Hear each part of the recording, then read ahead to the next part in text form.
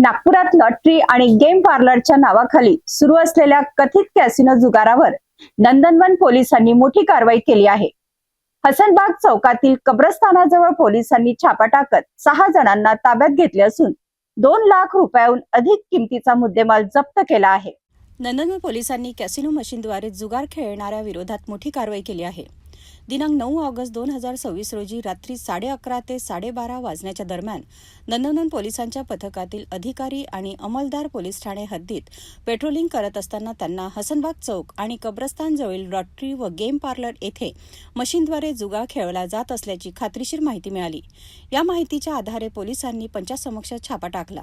कारवाई दरम्यान कॅसिनो मशीनच्या माध्यमातून पैशांची बाजी लावत हार जीतचा जुगार खेळला जात असल्याचे समोर आले आहे.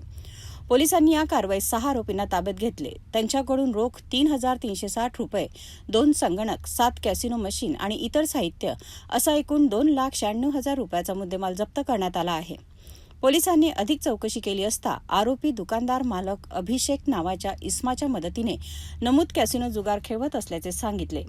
या प्रकरणी नंदनवन पोलीस ठाण्यात महाराष्ट्र जुगार प्रतिबंधक अधिनियमातील कलम 4 आणि 5 अन्वये गुन्हा दाखल करण्यात आला असून पुढील तपास सुरू आहे.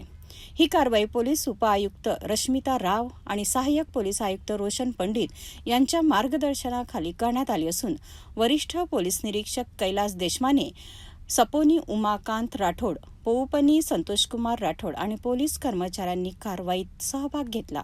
नंदनवन पोलिसांच्या या कारवाईमुळे गेम पार्लरच्या आडून सुरू असलेल्या कथित जुगाराच्या प्रकारावर कारवाई झाली आहे.